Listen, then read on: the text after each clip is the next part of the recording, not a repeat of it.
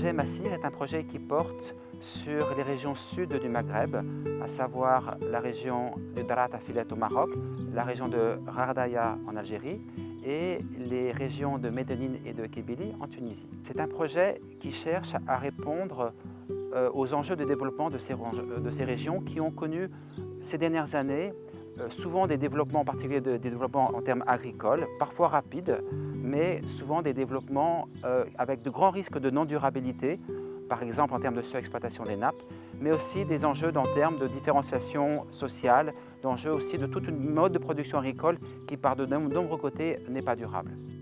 L'équipe Massir est composée d'instituts d'enseignement et de recherche du Maroc, d'Algérie, de Tunisie et de France. Et cette équipe intervient en partenariat sur le terrain avec différents acteurs, des associations de développement, des organisations professionnelles agricoles, les services locaux de l'administration et aussi de jeunes start-up qui viennent en appui à toutes les activités de concertation.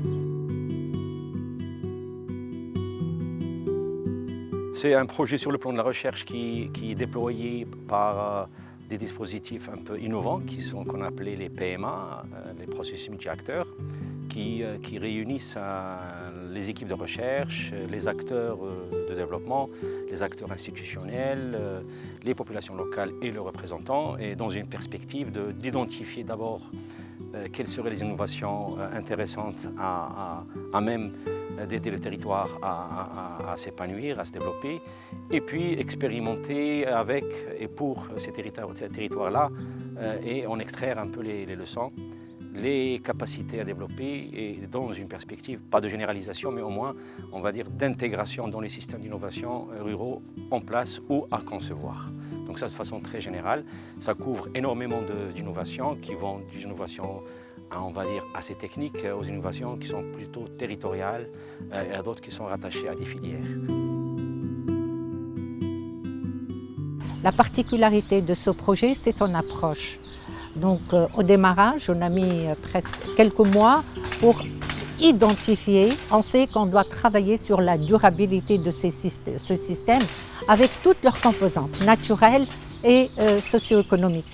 Pour travailler un système dans toutes ces approches, il faut commencer par identifier avec les différents acteurs qui interviennent au niveau de ces systèmes quelles sont les problématiques qui se posent, quelles sont les difficultés, quels sont les verrous. Elles peuvent être d'ordre pratique, c'est-à-dire culturel, elles peuvent être d'ordre organisationnel, elles peuvent être d'ordre technique.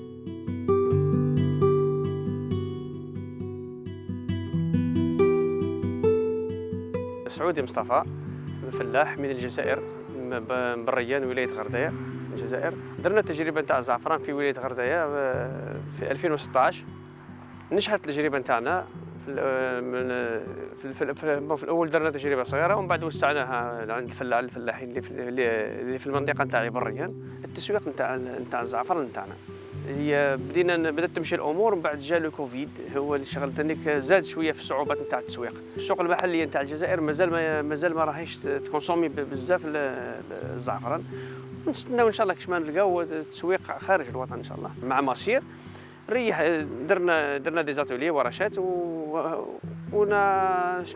درنا على التحديات على المشاكل اللي نسمى لقيناها وعلى كيفاش نطوروا هذه الشعبه هذه، كيفاش نزيدوا يعاونونا من جهه ماسير في البروجي تاع ماسير.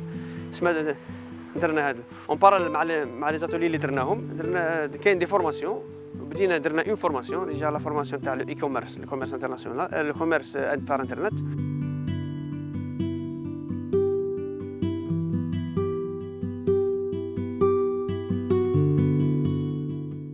Nous avons choisi la filière safran. Pourquoi nous avons choisi le safran? Parce que d'abord c'est une culture qui consomme peu d'eau. Cette culture aussi emploie beaucoup de jeunes. Il y a un engouement des jeunes pour cette culture. Et beaucoup de femmes aussi dans les opérations, dans un certain nombre d'opérations, d'émondage des fleurs, de séchage et de conditionnement du safran. Le processus multi-acteurs qui a été mis en place autour de cette filière, c'est de co-élaborer avec les acteurs locaux, les producteurs les acteurs institutionnels, les organismes d'encadrement technique et financier, de co-élaborer un plan d'action pour le développement de cette filière. Parmi les projets réalisés, nous avons réalisé un grand projet qu'on a appelé la Nouvelle Oasis, sous forme d'une extension de la plantation de palmiers. Donc il s'agit de la plantation de planter 25 000 palmiers dattiers sur une superficie de 100 hectares. Pour les infrastructures, on a réalisé, c'est-à-dire le forage, 7 puits, les bassins d'accumulation d'eau, l'installation du système d'irrigation, les pépinières, l'énergie solaire. Bien sûr, c'est un projet qui se base sur le pompage d'eau par l'énergie solaire et l'irrigation par goutte à goutte. Le fait que ce système n'a pas été conçu dès le départ peut poser des problèmes d'allocation, de distribution de l'eau, notamment lorsque tout sera équipé. C'est pourquoi on est en train de travailler avec cette association pour voir la conception. Déjà, on a fait un diagnostic, on revoit la conception. On va aussi leur proposer des améliorations du réseau, comme on va leur proposer des modalités de gestion du réseau d'irrigation pour qu'ils puissent satisfaire toutes les parcelles et pour que tout le monde tire profit d'une manière équitable de la ressource.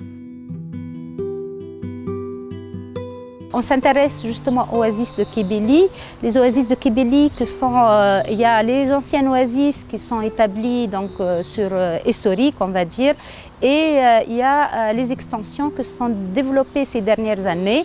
Et toujours ces extensions elles sont développées sur des ressources en eau souterraines fossiles. Dans la région où en Tunisie, ils sont établis sur des forages qui sont classés illicites par rapport à la durabilité de la ressource.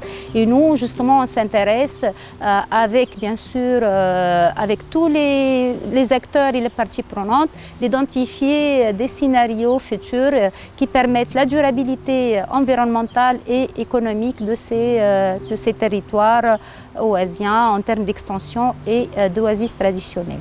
L'une des valeurs majeures du projet Massir est son approche participative et inclusive avec tous les partenaires de recherche, tout à fait, qui à la fois travaillent avec un réseau vraiment étroit sur le terrain pour mener les activités, discuter les résultats et faire une planification tous ensemble pour comprendre pour identifier les enjeux, comprendre quelles sont les solutions viables et durables pour ces enjeux et définir ensemble la stratégie à proposer aux acteurs qui portent le développement du territoire, donc les institutions locales et les associations des agriculteurs qui travaillent dans les mêmes zones.